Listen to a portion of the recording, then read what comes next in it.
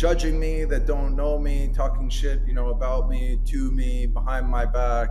A lot of it is like people hate what they don't understand. So instead of like wanting to understand and maybe think of it in a certain aspect, they just want to label it as wrong or, you know, any other like certain type of way.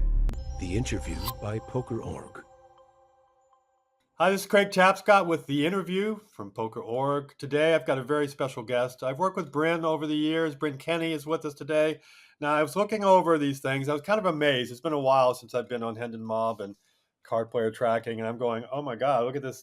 Look what this dude's done, especially since 2019. So these are some of the cashes Bryn's done. It's like he's kind of humble and at the same time very confident, but he's cashed for 1.8 million, 1.6 million, 4.4 million, 20.6 million, 6.8 million, 3.1 million, 2.7 million, and many more six-figure cashes.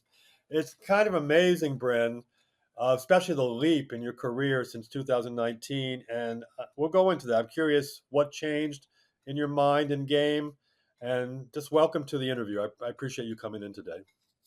Yeah, nice to see you again. I remember the last time we saw each other in person was in California in that what was the name of the place in Woodland Hills at the Oh yeah, I ran into you. That's right. What are you doing? You don't hang around LA too much. What were you doing over No, here? like my brother was living there in Woodland Hills and was doing some kind of business, so I just happened to be visiting him at that time, and I think that was the best cafe in the area, and then see you sitting there probably as like your local spot. Yeah, for sure. So it's so many cool things, and you probably won't believe some of the stuff I'm gonna bring up that I just align with you in a lot of ways. I'm sure you've heard about thinking from the end, where that you're in your mindset, you've already achieved these goals. In your head, you've done like a vision board, or in your head, you're going, "This is where I want to be." There's a famous author named Wayne Dyer. He's written like 25 bestsellers. He's passed now, but he used to have an idea for a book, call his publishing company, and say, "Hey, this is my idea. Can you make me my cover?" And he would frame the cover, put it on his desk as if it's already done while he wrote it. And while I'm bringing this up is because I remember in the early days researching you and your early days of playing online and live that I found a website where you were like thinking from the end. You were saying, I'm the greatest in the world, things like that. I'm misquoting maybe because it's been a long time, but you had all these images of winning. Do you remember this old website? Are we going back to the early days of BrynKenny.com? Yeah, it was a website where I'm going, wow, he's very much into the energy of creating like Jim Carrey did that famous thing. He was on the mountain. I'm going to cash whatever is a $3 million check for a movie in 5 years. Hollywood screamed at the city, and he did it. So it Yeah. seemed like you were already declaring to yourself and to the world that this is who I'm going to be. And how it turned out. Yeah, exactly. Yeah, I'd say I've naturally just done that. It was before playing poker, even and like playing Magic the Gathering. I said I was going to become number one in the world in 15 and under, and kind of just put all my effort and mind into that, and became number one in the world 15 and under by the time I was 15, and then kind of like saw that as like a finale for my Magic career. I didn't really see it as going anywhere further. I think it's an amazing game, probably the best game that's ever been built. That's not a deck of cards. It has like a good mix, like poker, of skill, strategy, and luck. Where there's like a bit of luck, making it, I think, making it a fun game for people, kind of like poker as well. Where if you have some game that just is only skill and doesn't have any luck, it doesn't have much of an appeal to a wider audience. But like poker has, and I guess I really liked games, the competition part of it. So even I have a friend, like one of my closest friends, he said at 17 years old, when I just really got into poker, started learning about it, I was telling him that I was going to become number one in the world at it someday. And yeah, I've just had that belief like instilled, I guess, I think as a child, that you could do anything that you put your mind to. And also have just this like I don't know, we could call it alligator blood, like rounders, where things don't really phase you the way that they do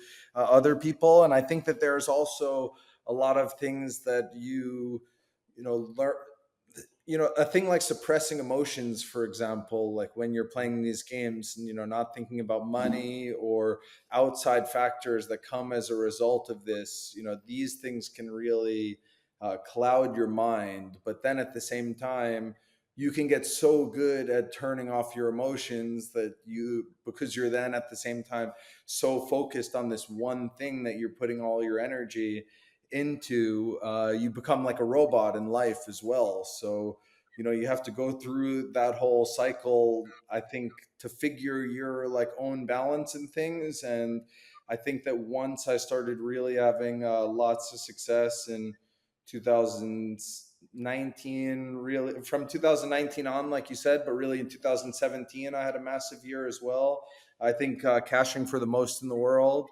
Um, I'd say, my whole poker career was very one way focused on just becoming that. And, it was going in the direction. But then once I was able to separate myself a bit from it and incorporate a bit more balance and calmness and not just be in the nonstop like whirlwind of a gambling life, that became uh, better for me. As in those years, I didn't really play many tournaments at all. I think, on the side of that, I put in as much work as anyone else playing poker, maybe not studying, but playing it all day, every day, which for me was my way of studying and what worked for me.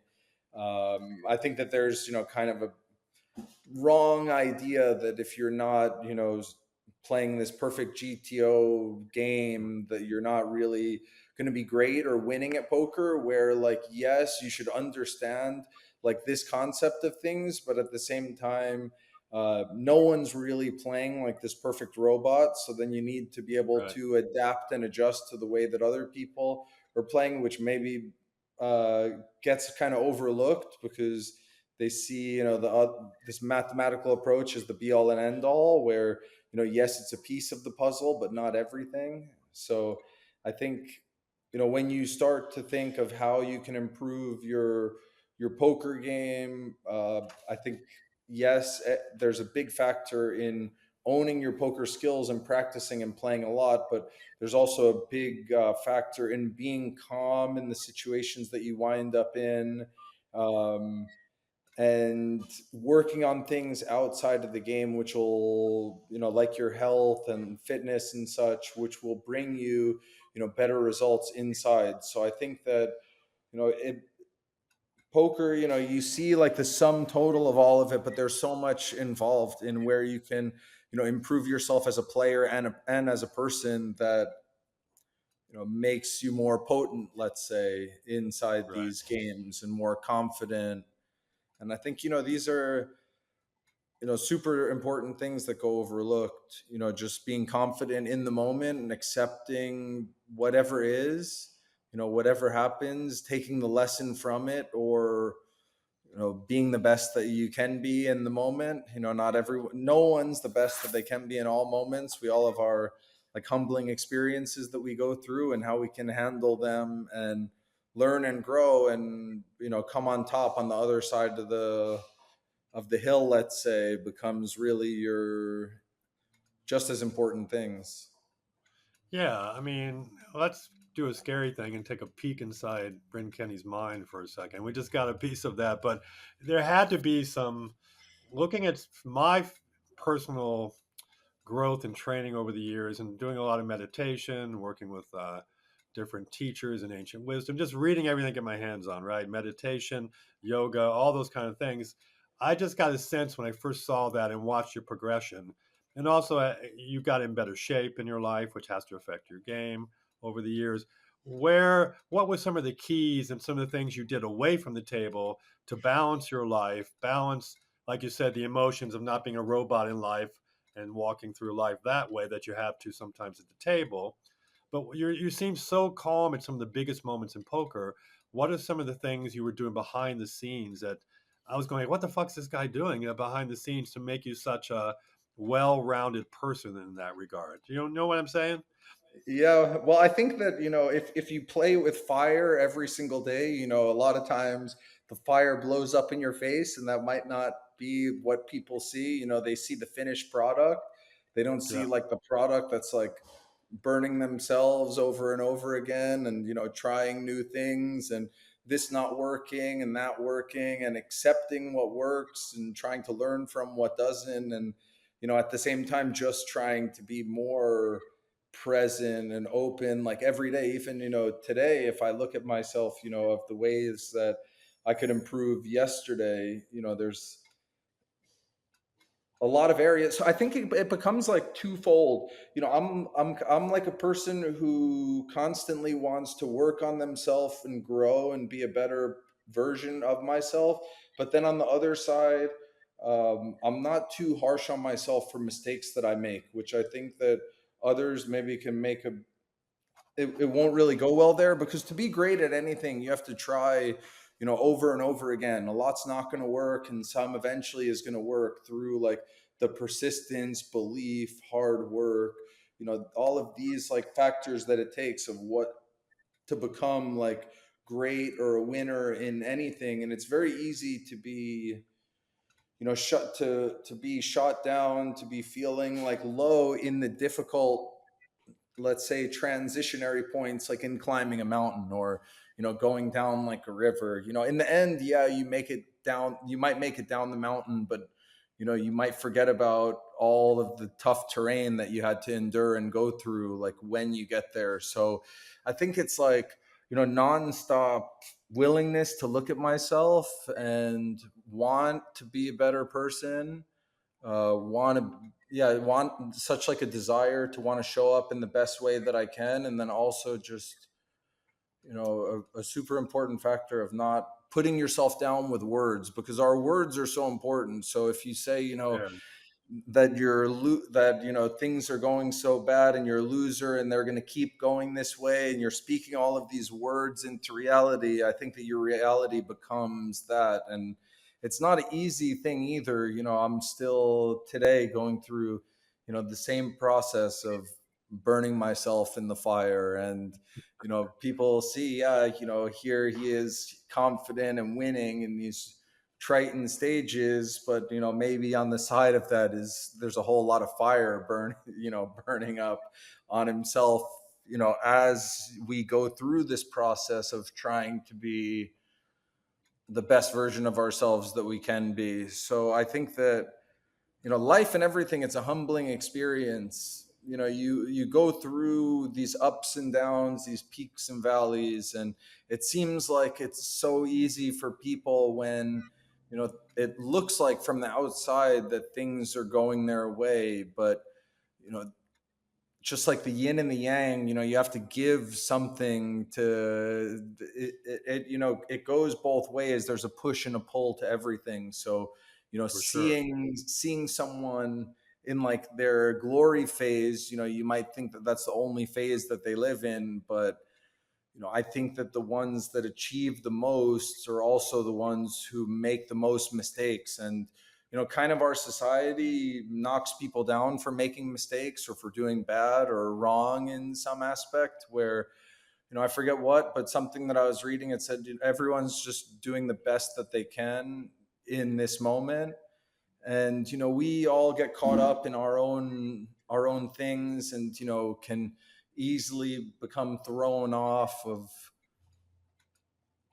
difficult obstacles that are in the way. But I try to then also just see everything as working in my favor instead of working against me, where if you have the mindset that things are working against you, they'll continue to go that way. But if you 100%. feel like life is always on your side, and if I go through my own struggles of sometimes when you're at these low, difficult, tumultuous points of if it's on my side, why why is it so tough, like getting through this breaking point? But then Yeah. if you can get yourself back to, so it goes in the same way of like, no one's perfect, no one only has good thoughts. Everyone, even if they seem so positive, they go through a cycle, and maybe a more intense cycle, because playing with more intensities than like a usual. But then I'd say I just get back to the point where, life has always been good to me, even in the most difficult times. There are the moments that have asked for and pushed through for the most transformation. Hmm. So then, and so other, what is like good or bad, because we just have a reference of what it looks like today and how it's affecting our mood and how it's affecting the things that are going on in our life today. But at the same time, if we have dreams and goals and hopes to be someone more advanced than the person that is today, we're going to have to go through a lot of those uncomfortable changes and growth to become that person. So I think that I've always asked for a lot from life, and kind of tried to show myself as someone who was ready or willing to become ready to be that person that I was asking for. And um so I think that I just live such a more experience of extremes than a usual person. So like Okay. what's like insane for someone else kind of is normal for me, because Right. like in my experience it's just been like that. Being, if it was something very steady for a long period of time, it's my being wouldn't understand how that was reality, because of so all of us just have these completely different life experiences as well. And I think if you just, yeah, you work hard and believe in yourself and accept everything that is, then you might be able to go through some obstacles that other people would give up on.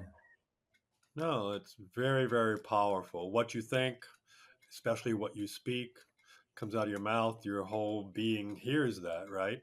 And will vibrate at that energy. We all know that vibration and frequency is a huge, powerful thing. You've heard that from Tesla. And mastering your mind is not something that's easy, but one thing you're doing that's very beneficial is trying to bring you back to an awareness of the moment all the time. We can't do it all the time. We're going to slip up and things happen, or arguments with this, or you don't like the car that cut in front of you. Like, I think I lose it the most, my meditative state, in traffic, right? Like, I can, like, fuck you, dude. So, and want to chase this dude. I lose it in traffic in LA. It's probably why you're in Texas, man. So, but Yeah, exactly. you The traffic was too bad in Miami when I was living there for a bit. So I just said, I got to get out of like this traffic life and get it out of my life. no, no. If I express it, it's to buy myself in my car. So, but looking at yourself is not always easy. I've always also believed in my training that your word is sacred. If you say something that comes out of your mouth, your whole being, and also if you say something to other people, if you go against what your word is, it's like Wayne Dyer used to, another saying from him. The way you do one thing is the way you do everything. So if you have a sloppy desk, you probably have a sloppy mind. You probably have, you know what I'm saying? It translates into everything, probably over into your poker playing or your life.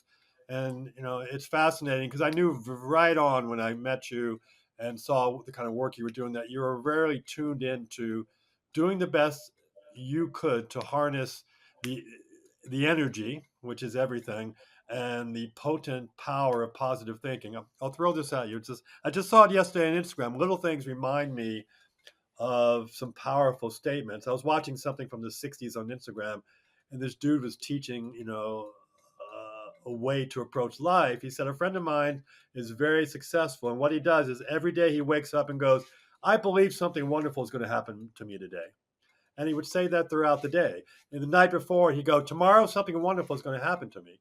So throughout the day, he's looking for that or expecting that. Excuse me, and a bit of a cold lately. But by expecting these things to happen, you're creating the energy of it happening. And it seems like you're very much in the mindset of such training and experience over your lifetime. And I mean, I'm jumping right ahead, but I was kind of amazed looking at some of your interviews that at what was it 1 or 2 years old you were memorizing 75 baseball cards. So these kind of things that, that was crazy. I can't even remember what happened at 5 unless my mother shows me a picture. This is when you sat with Santa Claus or something. I don't know.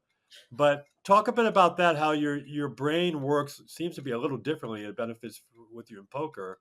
That you were memorizing cards that your parents were showing you, and you could count back 75 cards. That did you say 1.5 years old? What's that about? Yeah, I don't. I guess all of it is like a training to get to this point for yourself and what's possible for you. So it started already with at 1.5 years old. My memory was being just sparked, and I had cards in my hand as well.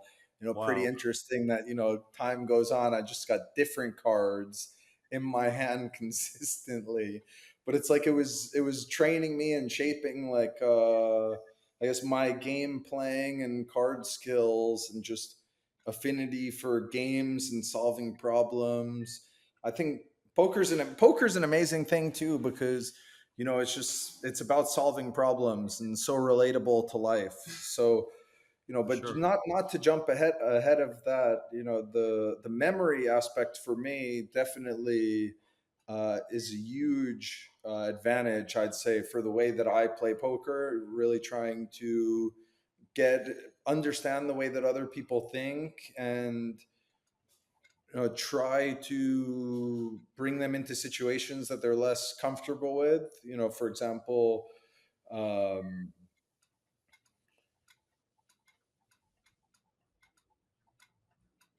like in this GTO era, people were studying so much, so they would study so much on pre-flop because yeah, even if poker is a solvable game, the amount of information in there is massive, and Right. not able to really just download in a week, a month, and a year, no matter how much like you crunch things. So if your whole approach is studying, you're gonna focus your studying on a certain aspect. So then there became a point where people were playing very tough and very well pre-flop and had these ranges and hands down very well. But if you then wound up in intricate spots against them in turns and rivers, they would really not be as confident as they were before. And then you can start to really nitpick people better of this guy calls more on the river, this guy calls less. And when people see you play a certain way, they think that you play that way always. But for me, it's really about the situation, the player, the phase of the tournament, how they're feeling that day, their confidence level, or have they been losing. All of these, aspects are really going into like my mind when trying to solve that poker problem, like in the Hmm. moment. So if you say like, oh, I played this hand against this person this way in this tournament at this time, and then try to imagine that I'm going to do the same exact thing to in a different setting and scenario, you're probably going to be pretty off, which I guess makes studying me a difficult task to do because I believe the best poker game is like an ever-changing strategy based on so many factors, including having a base understanding of, the way that other people are playing and the way that they're thinking and approaching a hand, because it's going to become also very important in how you solve and play this hand against them in the moment. Which is kind of like in the earliest days of my poker career, I was playing lots of sit and goes, which is just like Hmm. a very structured game. All the other guys that I was playing against were crunching numbers all the time and playing that approach, and maybe they were better than me in those, and maybe they did better numbers or so. But it's like a base knowledge that you learn, that you then give yourself the freedom, in my case, to be creative with plays, with moves, with information, where we kind of, since we live in that time where everyone's afraid to make a mistake, when they play a poker hand, they want to be able to go over to their buddy and explain why they didn't make a mistake. And the worst thing in their mind that they could do is make a mistake. So since they're so afraid of making mistakes, they're not going to be willing to, play with fire in the same ways and be open and creative to, what might be actually the best move in this moment, in this spot versus this person for X, Y, and Z reason. And, there were a few times for me where I was hanging out in larger groups, and a hand would come up about someone playing a high roller, 10 years ago, 15 years ago, and everyone would be set on a certain way of playing it. And I can remember like two times in my head where I thought that it was not the best way to play it. I had a different idea of how I would have played the hand. At first no one liked my side. After explaining what the other factors of why I thought it was the right play, everyone in the room was now on my side. So actually that made it also for me where I felt like I thought so much differently about the game, and I was looking at aspects that other people weren't looking at, and what they were looking at I might not have been looking at as deeply as them, but I was still understanding it and incorporating it into the way that I was playing and that I was thinking.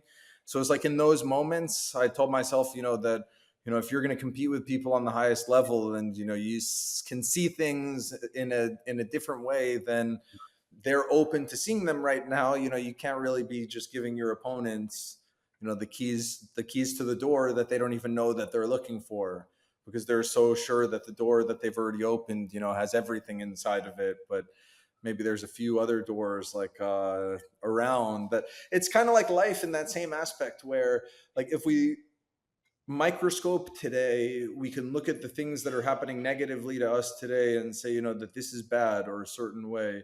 But we don't see the bigger picture of why is it all happening in like the way that it is or it does. So I see poker like in that same way. You have a lot of very smart people who are so sure that let's say 5 to 30% of the picture is the whole picture. And, they've convinced themselves that that's the whole picture. So it's just like, in a Right. lot of the things that you read too, if you're sure of something, then no new information can come to you. So, you're sure of this one thing, all of these other things that might be there that you're discrediting or not paying enough attention to actually might be right around you. But because you're telling yourself that it's, hocus pocus, or it's luck, or, that I see, everything I need to see. And such an arrogant statement as well. Like, see everything. Like, I barely see anything. So, if everyone else is so sure that they're seeing everything, that's like a rough road for them, because that's like an amazing thing about life, poker, same thing. There's so much room for constant improvement, like every day, every moment, in really every aspect. So if you're open to that and allow yourself to shed old skins and ideas that existed and maybe were right yesterday for maybe what is right today, then you can be this like ever changing person or vessel of growth, as opposed to you know being stuck in the ways of your thinking. It was actually a friend of mine. He told me this experiment that they did in the 1970s of two hedge fund traders in Singapore. And the deal was that one guy was going to take a bunch of people who had already been traders and was going to teach them how to trade, and the other guy was going to bring in a bunch of like Dungeons and Dragons players, chess players, people who had no idea about trading but knew about solving problems.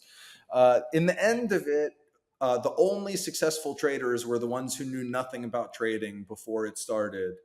Makes And sense. it's like in another book that I was reading, like the dangerous thing for someone is knowing like a little bit of it, or being a smart person and knowing a little bit of something, because and that really just like shows you. And when I think about it, my like experience of, so I always won playing poker, so I guess I kind of thought poker was this easy, maybe easier thing than it was. I was also putting in such like a extreme effort into it, something that I haven't seen many other people do as well. They might think that it's something easy that you don't have to put the work into, but like I've seen, you have to put the work into. So early on in my career, I would start staking some players, and I would think, oh, poker is like so easy. Anyone who's intelligent should be able to win at it. But I ran into the same story where, people who knew a little bit about something weren't really open to rewriting the way that they were thinking. So instead of being humbled and allowing yourself to realize that you don't really know much of anything, and being willing to rewrite what it is that you do know with a better base, being more comfortable to stay stuck into like bad old tendencies, which we see a lot, even just from people every day in life, stay stuck in bad tendencies, and, maybe tell yourself that that's just who you are, or that you've been doing it for so long, and, creating these other spells that don't allow you to grow. I wish I knew that now, because I'm sure that, if I taught a bunch of like smart chess players, magic players, like how to play poker from scratch, they'd be a lot of the best players in the world, and I wouldn't be the biggest losing backer or staker. But then again, it's also very easy to say, like, certain things that didn't go your way, I wish that I changed them and that I didn't do this also. But that's like messing with the luck and like the beauty of life as well, because if you like the good that life gives you, you have to accept everything that's part of the package, because without like making it through that process, you couldn't have made it to what you believe, is good and that you cherish today. So, For it's sure. like it's like the glass half full or half empty. It's so like simple and so perfect. If you see your life as empty, or you look at the things that you wish were different and focus on those, you'll see life as that every day. And, if you are grateful and appreciate the things that you have and the beauty that's around you, then, more of that will be able to come through. So, just like everyone else, I go through like the process of ups and downs, feeling low, feeling strong. But I'd say I'm able to just get back to the place where I'm grateful for, the beauty that exists in my life, and able to recognize that and not allow the struggles of growth to, impede on my feeling in that way. Yeah, gratefulness is a powerful practice. When I was going through a really rough time, probably around COVID, my sport nutrition company had to leave the USA that I was managing, and so all of a sudden, no income because I focused mostly on that and just writing on the side. And gratefulness, my one of my teachers taught me to be simple. Go outside and be grateful to feel the sunshine on your face, or look at the beauty of a red rose, the redness of a rose. Just to start with the simple things. Don't be grateful for, big money coming your way or stuff like. Start the very simple things, and that practice began to build upon itself before the energy changed and things started to turn around as far as prosperity for me. But gratefulness is a very powerful practice because most of the time I think people tend to play the victim or this happened instead of taking responsibility for what's happening in their life. And you talked about that a little bit. Well, share a little bit, and you may remind me of that That's like famous old saying. that's like reclaiming your power also, For accepting like sure, all of it and seeing it as like, armor, or like this like quest or journey that you've made it through, and what you've been able to, come out the other side. If you own that, that's you taking your power. If you then say that it's the reason of exterior factors for why this is negative and that, it's giving all your power away. So it's like, for sure. it's like simple, but it's so extreme, the difference of like the experience on your life. It's a huge difference because a lot of people will excuses is the biggest way that people get out of really achieving things. If they have a good excuse, it stops them from going to the next level. Oh, I can't do that, or I could never lift that, or I can't swim that far, whatever it might be. The excuses will get in you. A good excuse will screw you.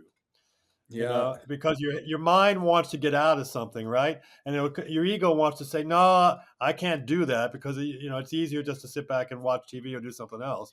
But if finding a good excuse for not doing something is will get in your way in a big way. Talk a bit, and it reminds me of that old Zen saying where the student wants to know some knowledge, and the master's filling his teacup, and goes, "Stop! It's full." He goes, "That's just like your mind. You're not open to all that stuff in there. You need to have an empty cup all the time, right? You can't. I learned very early on. You have to know that you know nothing. It's a different kind of mindset. You know what I mean? Like you talked about in your approach. If you knew everything about poker or thought you did, you would never be able to achieve what you've achieved. And who knows what you can still achieve?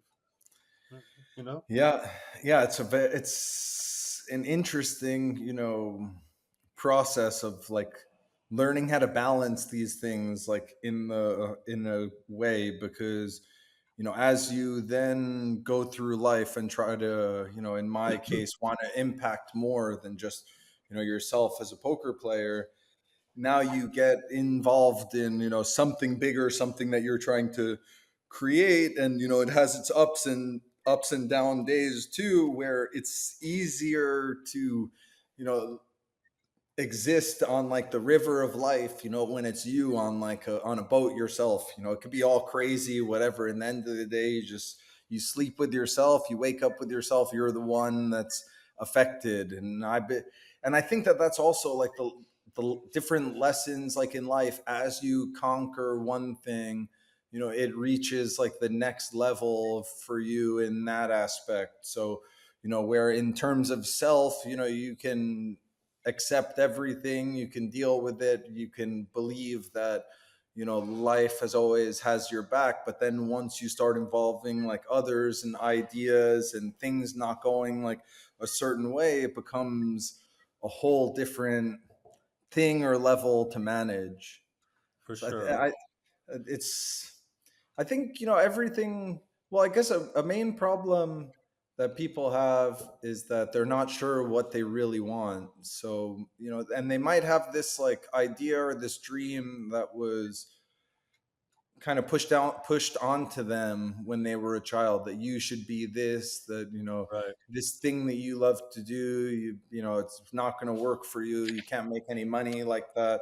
So you have a lot of people out there, I think, looking for the like going for these dreams that aren't really their dream, which is another unfortunate area that's not going to be continued suffering for you. Because until you're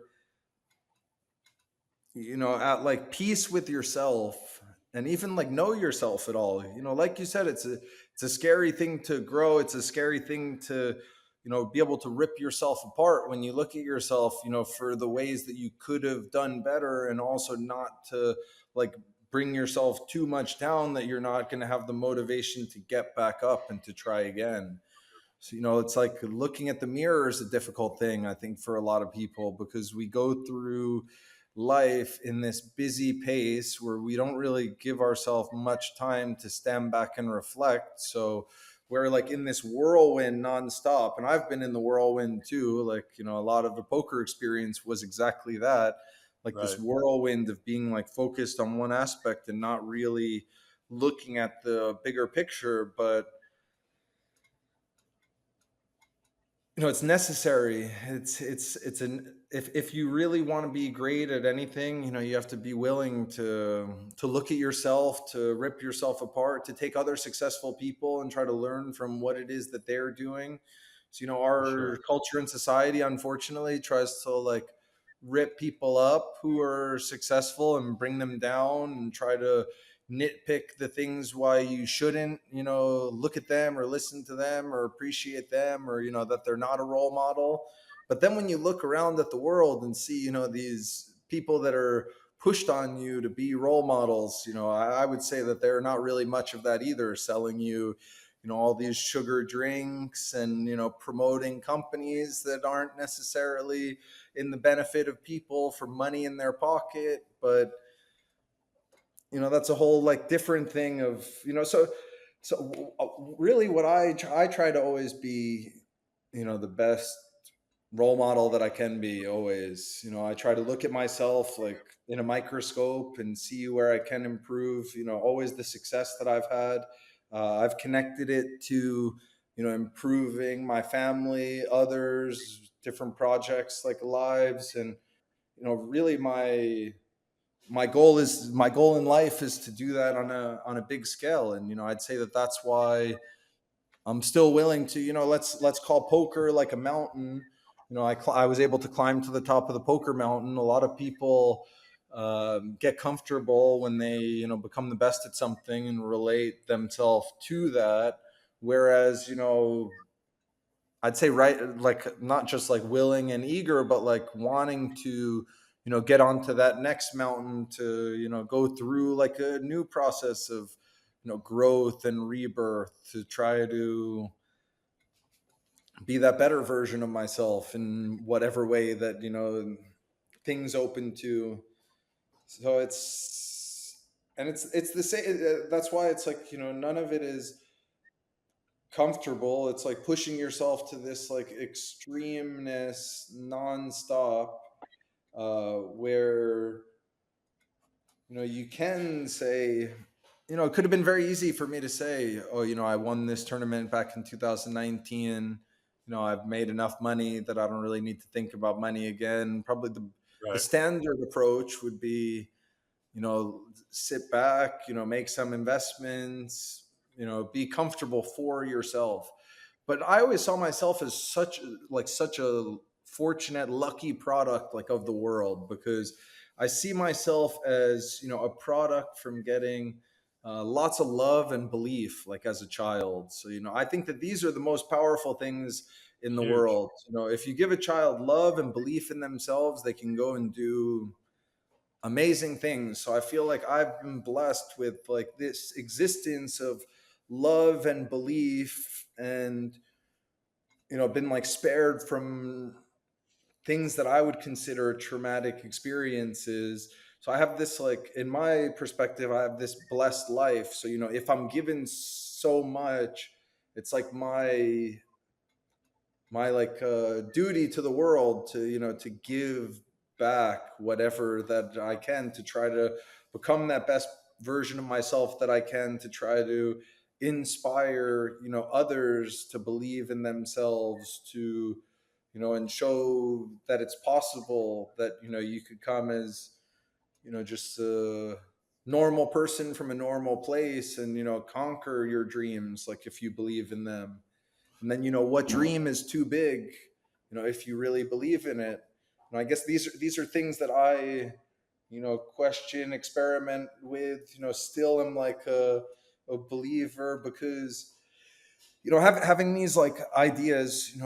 I became number one in the world playing like Magic the Gathering, had like much less struggle. It was a much shorter time span, let's say a 3-year time span. But then the Right. one of becoming like learning poker to becoming number one in poker, it's like a 17-year time span of nonstop growth and struggle, but also like celebration, and lots of lessons like involved in what I believe that in this poker experience you can take with you in any aspect of life, or any place that you go. You can learn these problem solving skills that you have in poker, and translate it into something more. So my whole experience of life is there is no dream that's been too big, because any dream that I've had, it's come into reality. It's been a crazy road, and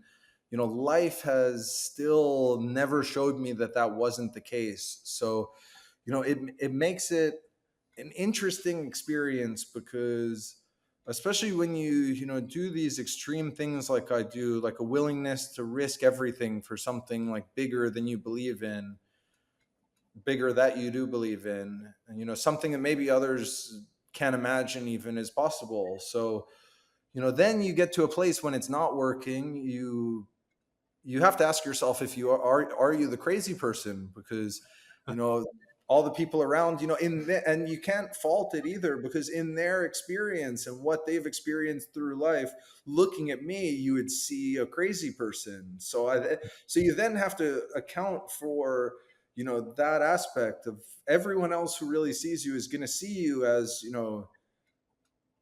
this person who's willing to take crazy risks, and maybe is a bit too much, and maybe dreams too big or so. So then in those, like, but then it comes down to like, what's your experience like? So then when you sit and you ask yourself, what's your experience? And yeah, maybe these things that you have dreamed have been huge dreams, but still then, how have they always come to reality if life isn't the way that you see it, or the way that you believe that it is? And until so then, when asking myself, am I the crazy person? Then you get to like, yes, definitely different, eccentric, depends how you want to like Yeah. define crazy. But based on your experience of dreaming big and them coming into fruition, until life shows you that that's not the case in some aspect, I would then say I'd be almost a crazy person to believe that it's not true.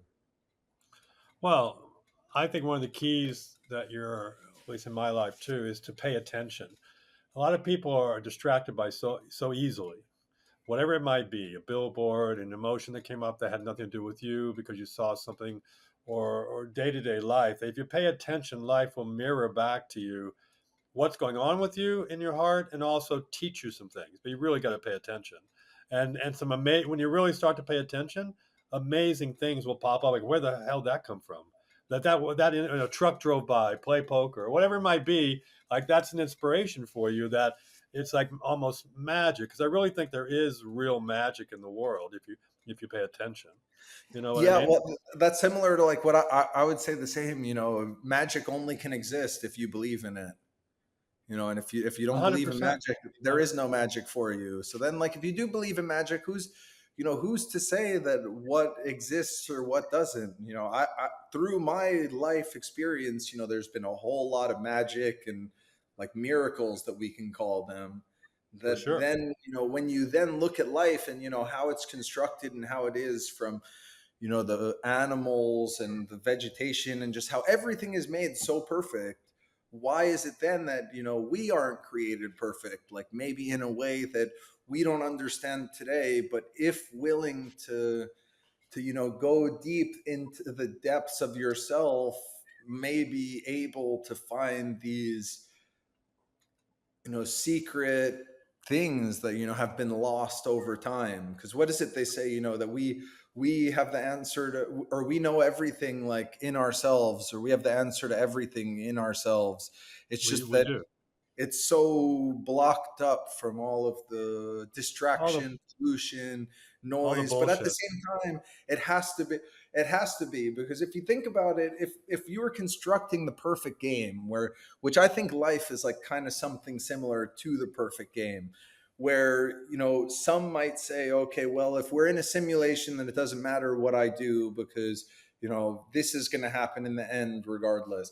But I think it's much more complex than that, where every decision that you make like kind of shifts into like the sphere in a certain way. So kind of like in my earlier days, like I was set out on trying to like help and teach like as many people as you possibly can. But Right.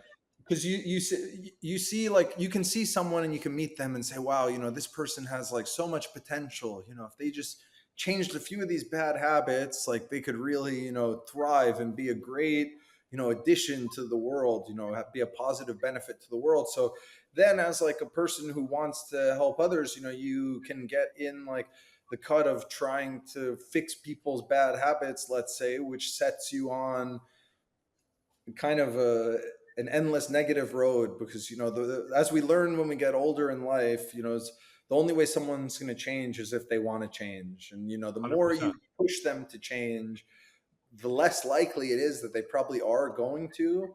So then as you go through, you kind of pull yourself back, try to grow as much as you possibly can, be open and willing to share your words of wisdom or growth or whatever it is that maybe someone who connects to you is asking for. But then at the same time, you know not trying to not really trying to give it to anyone, and just keep. So I get, yeah, life is really an interesting place of like growth in all of these different aspects. Because and when we talk about those things of lighting yourself on fire, you could break up all of these things into different subcategories of like growth. And what does it make, or how do you come and get to like the place that you are today? But then it's like this like willingness to laugh at like lighting yourself on fire over and over, or say eureka, I really Right. did that the wrong approach. But who is going to teach me the right approach anyway? The only way you're going to learn the right approach is by going the wrong approach so many times that you finally find the right door. And Exactly. it can be frustrating for sure. It's very humbling because you realize, like you said, you don't really know much of anything at all. But humbling and like exciting at the same time. Because if let's look at it twofold. We've done so much in life, we've learned like a lot of things already. but in the bigger picture there's so much still to like learn. So that's like, life is such like a vast space of growth and possibilities, where I think that's, that's another thing where, I believe that life is infinite possibilities that are there, that can be seized by you taking them and you putting in the effort to get there. But at the same time, if you see yourself like as a box and everything is just like one way for you and there's no way out of the box, then you're also going to be right. So it's like we create like, and all of us do, like I create prisons of myself in certain aspects that I haven't become aware of today, or maybe that I'm slow to grow out of them. And Yeah. other people have created maybe more prisons or bigger prisons, or just have not like allowed themselves to get outside any of them. So like your life is a whole cage, you're like living it But for someone but you have the else. key. But you have the key to all those cages. And before we segue in a couple things, we could talk about body, mind, spirit all day. I could tell from both our training and background. But you might like this metaphor. I like this teacher shared with me. It's all about perspective. And you talked about thinking you're locked in a cage and not, you're in a box. One teacher said, well, when you're in a canoe, say you're on a river, right?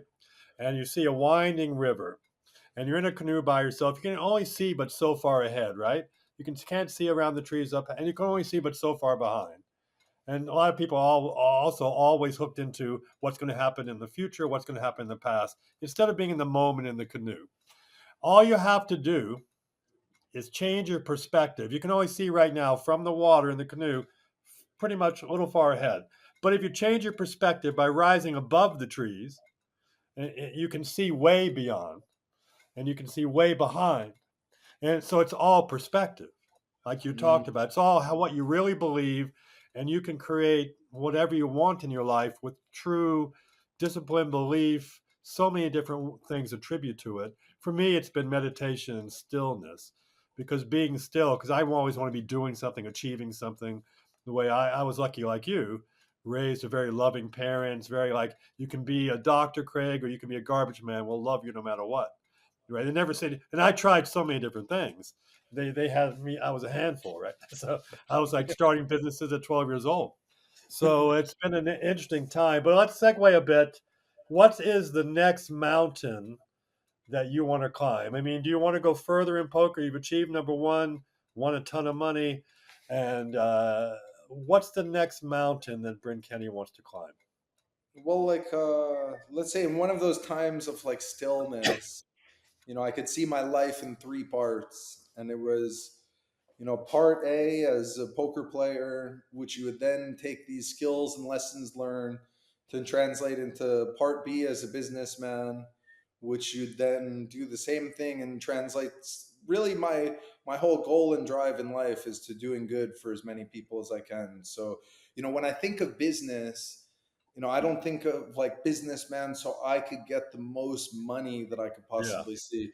I see business as like building good businesses for people that are good for the employee or customer, and its output to the world. So then I guess which would bridge the two together, where I see like, really my goal in life of like type of like charity work, but like a charity though that creates systems that enhance people's lives, that are sustainable, that continues to grow from there. So I'd see like the two can even intermined in my way, like of being like, as what is a business for me? Business for me is creating these good systems for people that people are going to love, and that continues to grow and scale, and not just, but then at the same time to become that person, because at first you get into business, same thing. I get into I said, okay, I'm going to start this what do I know about poker.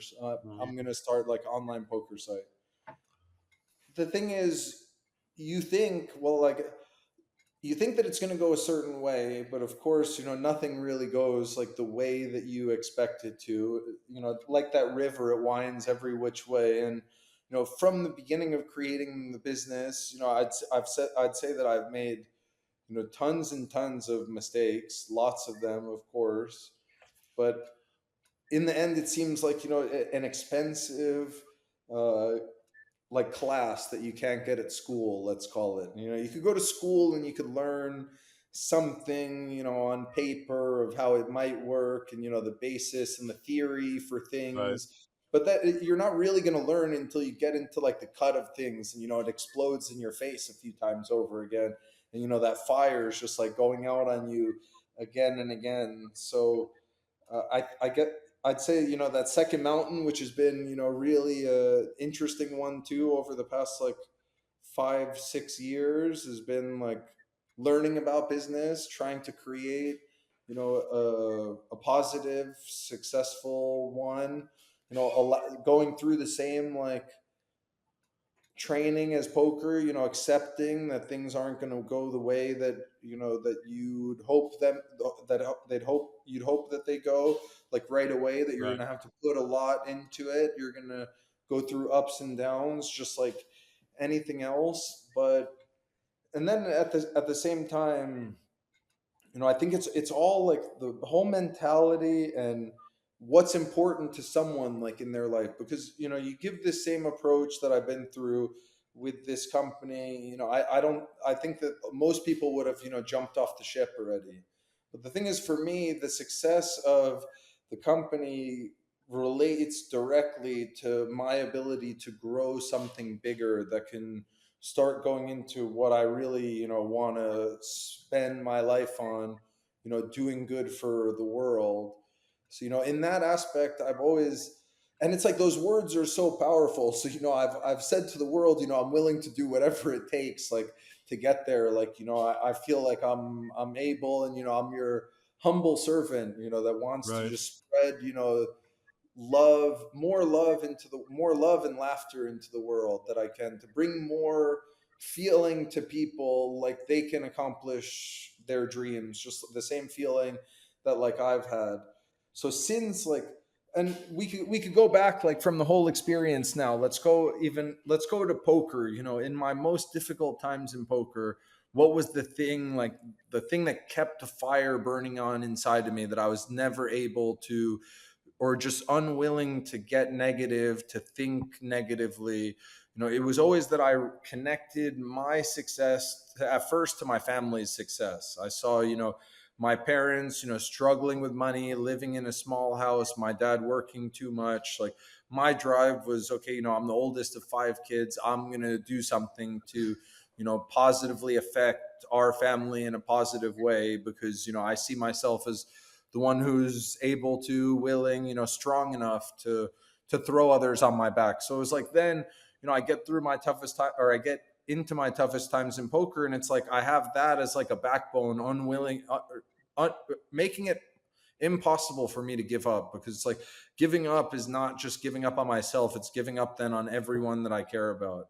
So then you advance through that, and you help friends, you help family, you invest in different projects like that you believe are good, and you keep adding on more and more of these things. So it's really crazy, and someday I'll do a more in-depth thing about it. But if someone analyzed, me in the moment, let's look at me in the London tournament, in 2000, what are we in 2025? So in 2023, the 250K London tournament, Right. especially, well, we could even go back to the $1 million tournament that I pretty much just decided to risk everything in, and just had no negative feeling about it at all, and was just completely like focused in the moment. But then these other ones that I'm pinpointing on, like in the London in 2023, and the Monte Carlo win in 2024, if you look from the outside, you see this person who has no fear, no worries, just is so locked into the game, into like the zone, that you must, I mean, if I'm looking from the outside, I'm saying, this guy just must have no worries in the world. He must just, he just wins Yeah. all the time. Everything's just like so good for him. Of course he's going to win. But the way I referenced it over the past like 3 years, going through like this company growth and journey through it, I'd say in the past 3 years, it's like I've been like stuck underwater with like just enough air to survive. It's like about time that I'm gonna suffocate. They give me like a little bit of air, so it's like I'm in Yeah. this like area, let's call it, for a year and a half straight or so. Then you pluck me out of this and say, okay, we know conditions haven't been good over here, but you've got to like go over to this tournament and you've got to give, an unbelievable performance. It's very easy to say, like, at the same time, well, oh, well, it's been so tough over here, this negative, that negative. But I don't know, but through like my own training, like I just don't have that in me. So whatever, no matter like how much like I've been like in the mud, let's say, beaten down, feeling weak, I can pull in that energy to then be in the moment enough to then like come and just win this tournament. And then, next thing it's just okay, everything, it looked like the whole ship was falling apart. Next thing it just hasn't. So the universe has always, been great. And that's the thing, since I have that whole experience that no dream is too big, and every dream that I've ever had really has come to realization. It's like this dream that I've had of creating a great poker site for the players, for the love of poker that I have, really, and me thinking that that could be the base of, as a business, of being able to branch into other aspects uh, that I'm really interested in. So it's like it looks like, okay, there's the ship is going to sink. Then next thing it's like a magic pot of gold like just comes out of the sky like in the last hurrah or so. So it leaves you like just like very confused, but not confused, because it's all like an experience, and the people around you too, and that whole experience of me being very different in the way that I'm thinking. And that's seen as, in your immediate family, let's say, you have a kid, you're supposed to think about, saving money for your kid, making sure like, Yeah. you make money doing all these things. But my whole mind has always been like, okay, well, I have no problem ever making money. And that's always been like the case. If I lose all of it, if I have to do something from scratch, like I've always been good at that. But I've never like given up on any of these dreams that I've had. So it's like, and I guess that's like the unwavering like gladiator that I have inside. It's because unless if life shows me to a definitive way that this isn't the right way forward, the thing that you should be doing, this isn't what you should believe in, then it's like I have no ability to give up, just because of a how much good I believe, if a few good things happen to me, can then spread into the world. And then just like the experience of of having the things that these huge dreams that you believe in, eventually come to fruition. So I just like I stay as like the definitely partial crazy guy, manning like the boat in the middle of the sea until Yeah. until they either shine a light into a bigger land that somehow I can hop onto, or the lightning strikes it down. So, yeah, I definitely wanted to talk about for poker, and you segued over to that well. But at the same time, and what I wanted, let's end with that too in a few minutes, because I want to see where your vision is for the game and how that, with online poker regulations. Let's talk about that in a second. But talk a bit about, because it sounds like you've overcome diversity and tough and negativity by always like being aware of it, sludging through the mud, wiping it off, and going, "Well, I believe in something different, a bigger vision, a brighter part of my life." And I think believing that you're a lucky person, Chance talks about this, is one of always believing that it will happen. You know what I'm saying? So it's Yeah, a of really course. deep belief in your heart, the way you were raised. So I know you've been through some tough times. And I, looked at a lot of interviews with you, and you were very expressive and open minded. When you went through the tough stuff, talking about with Martin Zamani, and was picked apart by Sarah and Doug and all different people. On the other side of it, uh, how has it affected your life in the poker world? It doesn't seem to, from me watching you play or your interaction with people, or even people talk about you. But I'm not on the insider like some, I'm not Chidwick playing against you in a high roller. But how has this affected maybe your life within the poker world in any shape or form, as far as your relationships, some of your past difficulties in the game? Of running into those things and some of the controversies you went through. Yeah, so Yeah. starting at it, I'd say, even stemming back to like me in high school, like I was always very different than people in high school. I dressed differently, I was confident in myself. I didn't give a shit what anyone, thought, said about That's a good way me. to be. Yeah. So like, like life kind of like we talked about earlier on, how life kind of like sets you up for like the higher level of that growth that you're on. That's always been something familiar to me. People judging me that don't know me, talking shit, about me, to me, behind my back.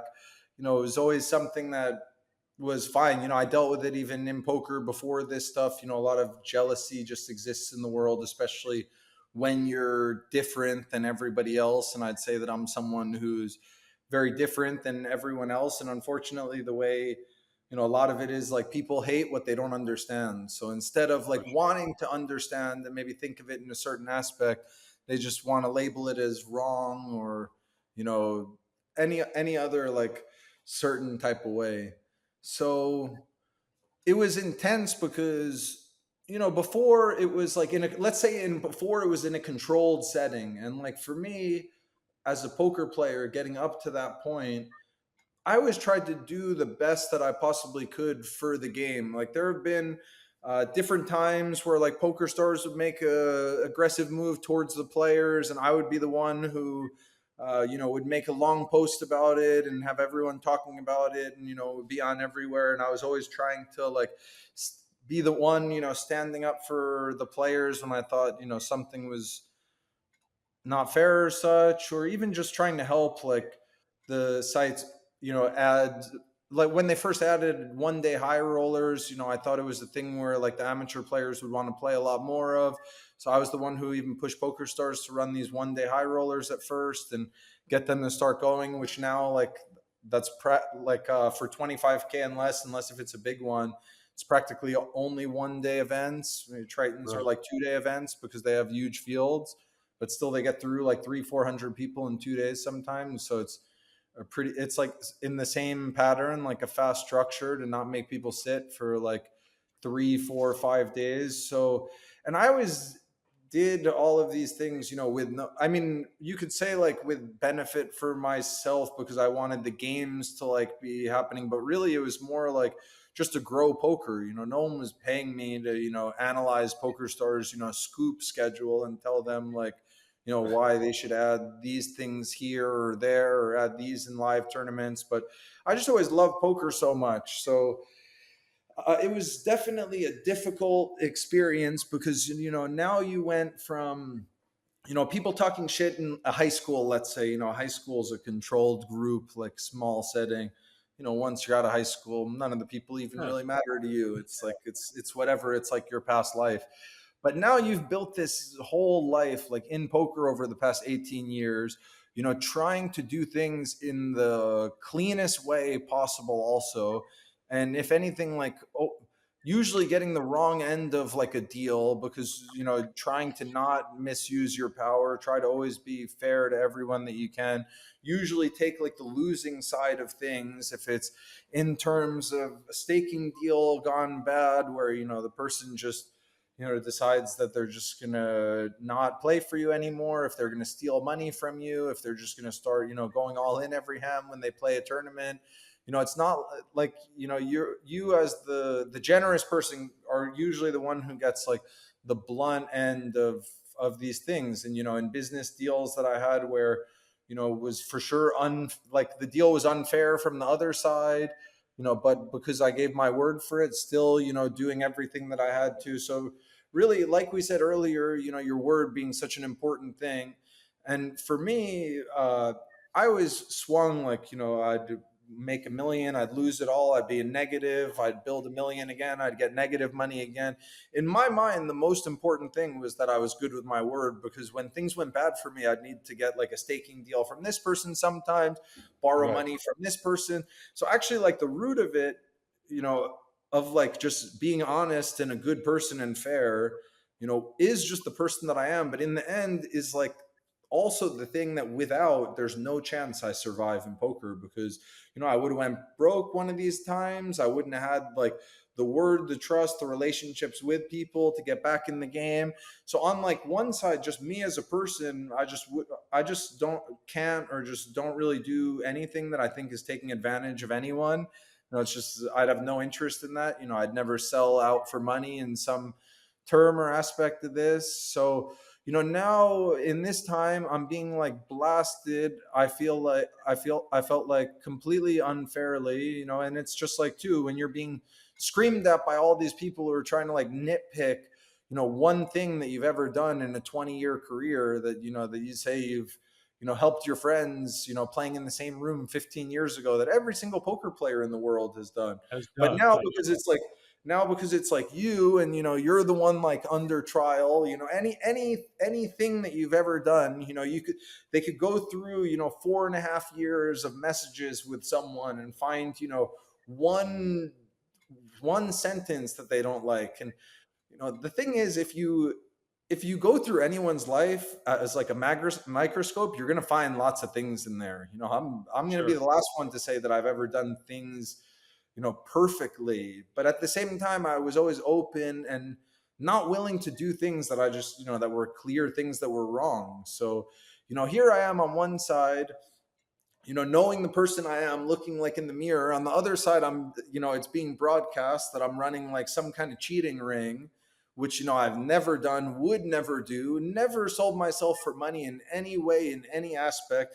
I staked hundreds, if not 1,000 people in my poker career. And, Wow. you've got one lunatic saying like, oh yeah, this guy did all these things, not a single other person to corroborate like a story where, out of all those, there are lots of people in there who feel like they got the wrong end of the stick some way, because most of the time, because they didn't put in the effort, I realized it and cut like a bad deal short. So people feel entitled that you should kind of take care of them forever if you're taking care of them for a bit. But if you're a smart person and realize like someone's kind of like a dead end, and they're not willing or open to like any of this growth that you're giving them, you're just wasting your energy, your money, and what are you really doing it for?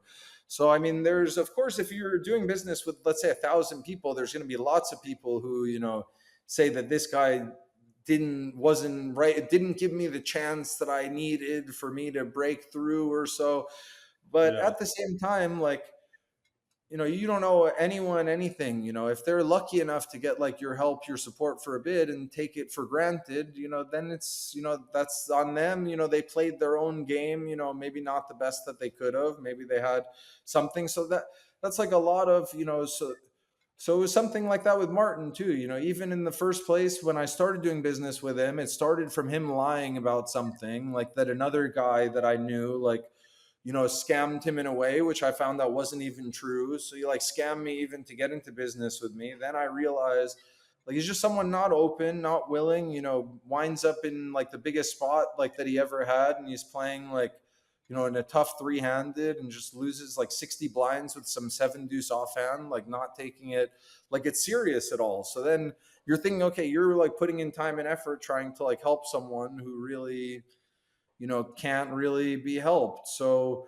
at first, I guess I went through a whole whirlwind of feelings in it, because, at first I kind of dismissed it like, okay, well, who's gonna believe this guy who's crazy on Right. this interview, like offering to eat mushrooms in a dark room, with no corroboration. Okay, I can't imagine any smart person who would believe that.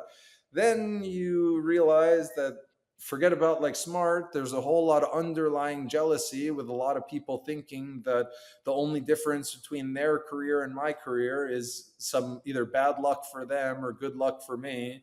And screw this guy because he has what should be mine. So And the world has a lot of that, unfortunately, where instead of trying to learn from people who are successful, a lot of people try to bring them down. But at the same time, you just come back to the place that, most people just aren't as fortunate as you, and, their experience is different than yours. And, the way that they see it and what they're trying to do to you, is just a reflection on themselves and the way that they feel inside. No, one, So then you kind of get to the place where, I mean, I've always had in my mind to like accept everything that happens and try to hold no bad feelings towards anyone. I can't say that I've been close to perfect in that too, because we're all human. We all have emotions. There have been through, times where you'd be friends with someone for a few years, try to help them out, and then next thing they tell you, fuck you type of thing. Like, yeah, so you have like this emotional like things involved in it as well, where your first feelings are always, no matter what, are going to draw towards like thinking negatively, where I always try to, and I'm always able to get to the place where you accept everything that happens. You don't think or wish negatively on anyone, because then when you think about it also, if I wish bad on anyone, do I really want to see a better world? Because if I'm wishing bad on them, then I'm wishing bad on the people around them. I'm everybody. wishing bad, on all of these things that I know have these bridge effects that continue just spreading. So, instead of that, you can just realize that, when someone does something to you, it's usually or always because they're hurting inside, and it's something that they haven't been able to like process or deal with. This book that I'm reading, it says something like, that there are a lot of people out there that they might look like adults, but they're really just the 3-year-old who hasn't been able to process this traumatic experience that happened to them. Yeah, So, a lot of times too, we can say, like, when interacting with people, you say, oh, well, this person's 30 years old, 40 years old or something. But maybe they're not actually. Maybe emotionally, you're talking to like a 5-year-old who's not getting like what they want. And since they've never been able to get through that period, it's not, you're not talking to a developed person like you imagine that they are or should be. You're talking to an underdeveloped person who, is just crying for their toy or getting things like the way that they want. And there's this amazing book that I'm reading too. It's called, Raising Lions, and it's about children and the process of getting from omnipotence to, what's the omnipotence to interdependence. So the thing is, a lot of times, you have these very strong-willed children, it talks about in the book. And the first approach by teachers, by physicians, by whoever, is to give them this medication that they need that's going to help them, where you're now giving psychiatric medication to children who are like 4 years old, who's just going to make it more difficult for them. But what this guy does is, he sets up a different process where, he's meeting the kids on their level, and, he's implementing things like, you know, you're going to take a time out here or this. Okay. That we're not going to bend over backwards so that you get what you want. Otherwise, you're going to throw a fit for it. So I feel like a lot of times in our society, and, a lot of, when you look at people that you're friends with, people in your family, you see, when dealing with them, you're kind of dealing with this child who never actually got into this place of interdependence. So, they've kind of been told, or that it's like what they want is the most important thing there. But this book is also saying that if that exists for a child, they're just going to be anxious. And if you give them too many choices, when they're a child, they're going to be anxious. You have to set boundaries and guidelines for them, which then they then feel more safe to operate in this type of setting. So, when we have, I'd say, an epidemic of, I don't want to call them bad parents. It's more because they haven't allowed themselves to have like the time and space to raise children and been open on the way to do it in the best way, while being, the things that are most important in life, by being patient, understanding, and, not just blowing a gasket when things happen. So when, all of these things have been made easy for people, and that there's a pill that you could take, it seems like you don't really need to work to find like this approach. Everything should go your way. So I guess getting a little off topic there, but It's just okay. like being at the place of, yeah, we are all like these people like that are existing in the world. We're not, the center of the world. You have lots of other people existing in it as well. I think it's important to try to bring in as much like love, harmony as you possibly can in your own life and in the setting that you're in. And I think that there are lots of things that happen along like this road of growth, especially if you really ask for big things. What would I love more than anything in the world? I'd love to run what was like the biggest charity in the world, and that would make me the happiest that I could possibly be. So it's like finding what's important for you, going that direction, accepting, especially if it's going to be something that's, great, or that you have to shift your being into, a different way of being and operating, open to all of these things that come along on your road and see them as a teacher. So, For I guess sure. I went through all of like the process of, at first just being like whatever about it, then being frustrated about it, and now just being at peace with it and seeing it as, for whatever reason in that bigger picture that we were talking about, the necessary thing that had to happen to move me in the direction that I'm trying to go in life. Yeah, that's what I figured. I would be remiss if I didn't bring that up. It's not no pointing. Look at the minutia or going through it again. But I'm glad you shared all that. Going forward with your, well, I have to ask you before I finish up with four poker. Who are some of the players that you enjoy watching these days? Watching Jesse Lonis the last few years has been fun for me. He's different, right? And he's not. I don't think he's ever opened a solver, which is really cool. Then compared to the maybe the Chance Corneth or the Chidwick side of things. So, who do you enjoy watching the most, and also maybe playing against? That turns into a Um, battle of Well, things.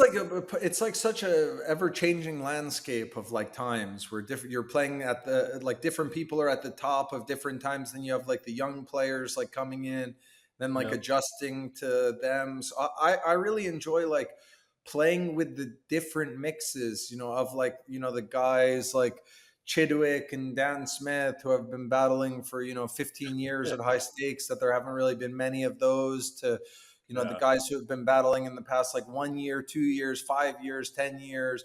So I love like that. It's always like changing landscape of different characters.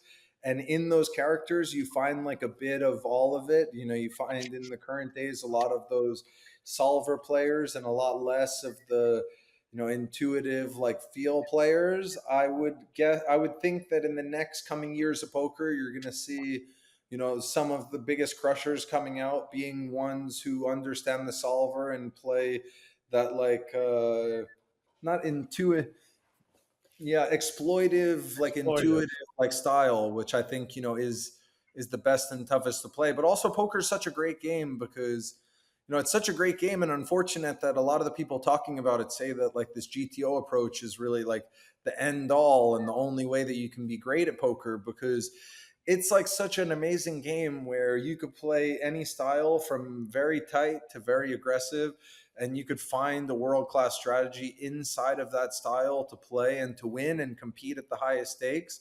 So I see poker like in a different way, I guess, too, as like a choose your own creativity. Like if you're a guy who isn't comfortable playing super aggressive, then you definitely shouldn't play super aggressive. You should look for that strategy that's comfortable for you. And I think like that plus like the nonstop like problem solving with incomplete information and luck and gambling factor in it, makes playing like high stakes poker like an enjoyable thing for the professional player and for the amateur player, which you don't really see many things like it where, you have top players in the world and amateur ones competing at the highest level because it's something that you can enter for money instead of like points, like a tennis or Right, something. right. Do you enjoy watching? And we'll wrap up in a couple minutes. Do you enjoy watching those huge pots like between Keating and Peter, or Keating and Garrett? Do you enjoy, because you dove into some high stakes pokers and went up against Person and some of these guys in some big pots too, right? I can't remember the Yeah, crazy pot that you. I lost all the big pots in those. Like I think I lost like two 900K pots on that on back to back high stakes poker seasons. I lost like back to back You pot, like did have nine a rough. biggest pot of the season. Was that Like the against first one Eric? was, no, the first no, I lost like a smaller one to Eric. That was first one was to Rick Solomon, where like Oh, I flop a set and he turns a straight. oh yeah, Uh, and then the next season it was versus uh I forget the guy's name, but he like, and it's one of the last few hands of the night. And I started out losing that day because I lost a big hand to Eric. And then I came back to only stuck a little bit. And then at the end of the night, I get check raised on the turn and have like I've I had 6-9 suited on like a 6-6-3 flop. They check called.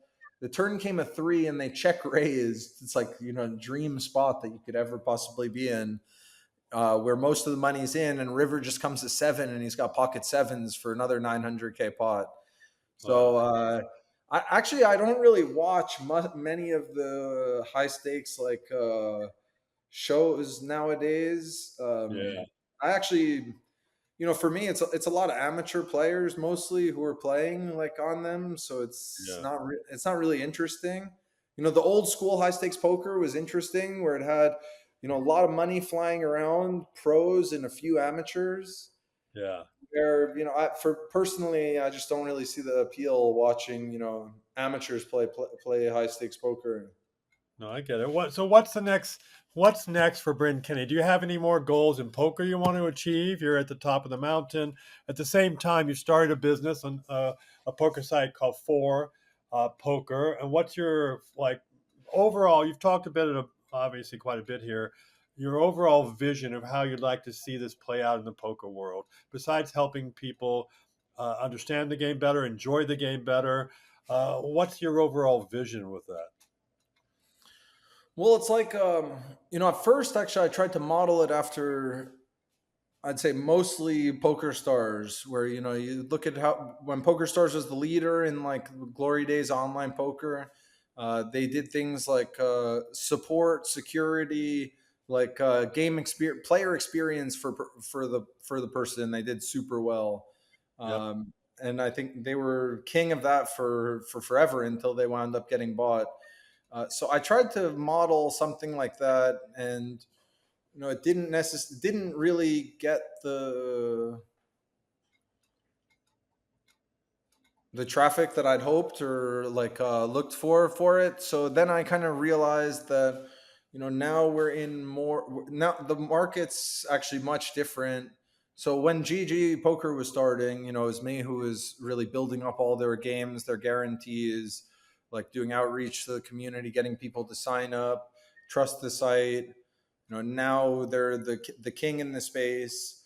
So really my like goal would just be to have a site that people love to play on, that cared about security and game integrity, as the top things, and the customer experience, and tried like highlight poker in a positive way as a game that you can train and test your skills, that have these applicable effects into anything that you do in your everyday life. So then I feel like in the next bit, needing to like mingle the two of maybe giving some content out there of like on the site of some different training and modes that I use to like get better. And yeah, it's been interesting. It's like I'm on a it's like yeah, these are the things that are most important to me, that I wouldn't really sacrifice, which has been a struggle so far, just to get to this place of having good software. Of I'd say that now I'm at a place where people enjoy playing on it. Now you just need to figure the way to start scaling your liquidity and try to build games bigger and bigger, because the only way that people really care about playing online tournaments or online is if you have other people playing and there's games constantly running. And trying to find a mix of what PokerStars has done well and what GG has done well, and try to bring that into existence, I'd say is like the next phase. That would be a great goal to achieve in the industry, and I'm hoping eventually, it'll open up to all the states. A couple quick questions to wrap up. I appreciate your time today. Like a couple things I just always wanted to ask you. Like you've had a long career. I've watched it from the very beginning. Watching you guys, whether it be the Haxtons, the Bonimos, and yourself, and a lot of these young players who I knew when they were 20 years old, 19. Now, I can't believe you're only like 38, right? 38, something like that. Yeah. It seems like unfathomable. Now, I'm the only one that turned gray in that time period. So, but just to see you guys at the top of the ladder, what's of all the things that have happened in your career? Obviously, you have a family now, correct? You have a child. Is that correct? Yeah. Do you have a Yeah. child in your life? Yeah, she's You two have and a a child. You half. have a family. That's amazing. I remember seeing a celebratory video of you celebrating and taking care of your parents, which was pretty beautiful a few years ago. What's your favorite memory that's happened to you in your whole career with poker? Do you have something that comes to mind right away? In poker. Yeah, in poker. I mean, it doesn't have to. Yeah, in poker, what stands out? It could be a moment that just. Well, I mean, it would have to be, the moment when I get heads up in the $1 million tournament in London. Yeah. And it sinks also that that was when it came to fruition of like this dream that I had of becoming number one all time. That's when it became reality. And it was like, my girlfriend, my mom, some of my closest friends were there, so to get to like share that together. And it's like and it like it keeps the fire burning in me to to believe that what the that dream, that even that big dreams are possible, and that Do that you you can still have keep. a fire to compete? Do you still have a fire to compete out there some Well, more? I like to compete at these tritons in like the biggest games, but I don't. So like for me, that's probably playing 20 tournaments a year or something, and that's perfect for me. Will we I see love. you much at the World Series? Will we see you much there? Uh, I'm thinking like the maybe the 100K and the 250K, and maybe the main event, like in the last moment to register. I'll see how I feel or where I am. Maybe you can meet up with Helmuth and get him in the game since he's not playing the main event. I bet you he'll play. He'll play if you say, "Let's go, let's play." It lasts longer, bet. I'm Come sure on, he'll play. last. And no, then he won't. Definitely won't play. He doesn't have a chance, probably. If you had one thing, yeah, I'm disappointed you guys didn't do the battle with you and Helmuth that you talked about a year or two ago. But let's finish up. If you had one thing you wanted to be remembered for, so in your career and in your life so far, what would it be? If we look back 30, 40 years from now, you look back at your life, your family, and the career you built, what would something you want to be remembered for? Hmm.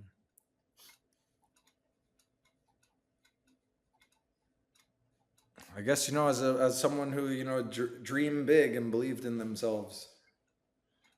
That's something to inspire everyone else. I really appreciate you taking the time today. I've been looking forward to talking to you for a long time when I started these interviews for PokerOrg, and it's been a blast to talk to the number one player in the world. And I look forward to seeing you soon. Probably I'll be at the World Series, so come by the PokerOrg Lounge, have a couple of, a couple of cookies if they're still there after David Lappin and All Dara right, go for through and eat sure. all the cookies, and say hi to us there. But I look forward to seeing you at the series in a couple months. And I appreciate your time today, man. Yeah, for sure. It was great talking to you. Thanks, Bryn. Have a great day. For sure, you too, brother. The interview by PokerOrg.